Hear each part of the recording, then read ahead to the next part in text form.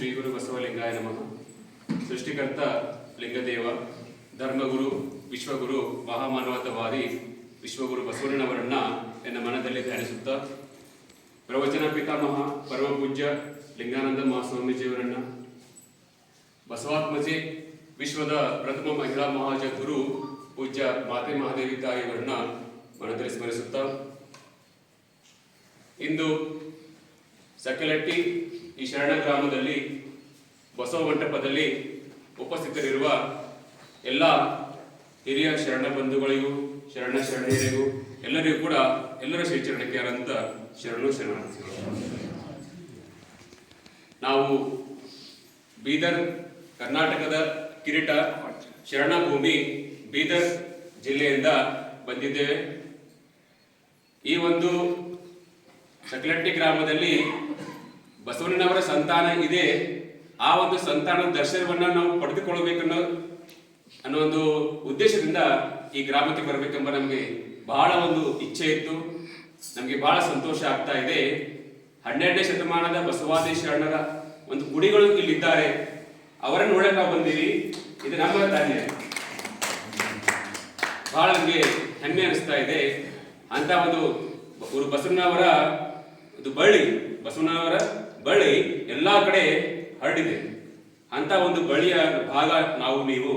ಅದಕ್ಕಾಗಿ ಶರಣರು ಎಷ್ಟೇ ದೂರ ಇದ್ದರೂ ಕೂಡ ಅವರನ್ನು ಹೋಗಿ ನಾವು ಭೇಟಿಯಾಗುವುದೇ ಪುಣ್ಯಕ್ಷೇತ್ರಕ್ಕೆ ಹೋಗಿದ ಹಾಗೆ ಸಮ. ಅಂತ ಒಂದು ಶರಣರ ದರ್ಶನ ಬಹಳ ಪಾವನವಾದದ್ದು. ಶರಣರು ಮೆಟ್ಟಿದ ಧರೆ ಪಾವನವಯ್ಯ.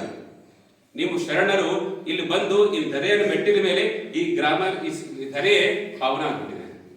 ಶರಣರು ಎಲ್ಲೆಲ್ಲಿ ಹೋಗ್ತಾರೆ ಆ ಧರೆ ಪಾವನ ಆಗ್ತದೆ. ಆದ್ದರಿಂದ ಇಂಥ ಶರಣರ ಒಂದು ದರ್ಶನ ಮಾಡಲಿಕ್ಕೆ ನಾವು ಬೀದರ್ ಜಿಲ್ಲೆಯಿಂದ ಬಂದಿದ್ದೇವೆ. ನಾನು ಸಿದ್ಧವೀರ್ ಸಂಗಮದಂತ ನಾನು ಈ ಬಸವ ಮಂಟಪ ಉದ್ಘಾಟನೆಗೆ ಬಂದಿದ್ದೆ.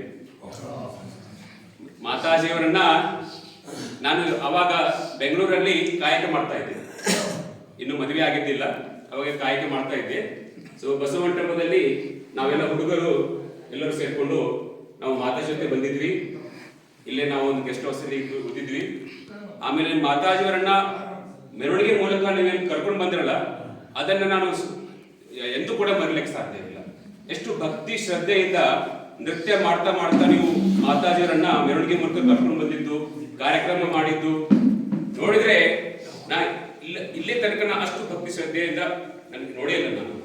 ಅಂತ ಒಂದು ಭಕ್ತಿ ಶ್ರದ್ಧೆ ಇರೋ ಶರಣರನ್ನ ಈಗ 2007 ಇರ್ಬೋದು, ಏನು 8 ಯಾವಾಗ ಉದ್ಘಾಟನೆ ಆಗಿದ್ದು 2008ರಲ್ಲಿ.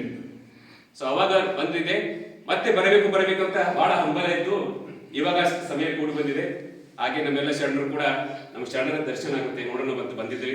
ಅದಕ್ಕಾಗಿ ತಮ್ಮೆಲ್ಲರೂ ಭೇಟಿಯಾಗಿ ಬಹಳ ಸಂತೋಷವಾಯಿತು. ತಾವು ಕೂಡ ಬೀದರ್ಗೆ ಬರಬೇಕು ಅಂತ ತಮಗೆ ಆಹ್ವಾನ ಕೊಡ್ತಾ ಇದ್ದೀನಿ. ತಮಗೆಲ್ಲರಿಗೂ ಕೂಡ ಅನಂತ ಶರಣಾರ್ಥಿಗಳು.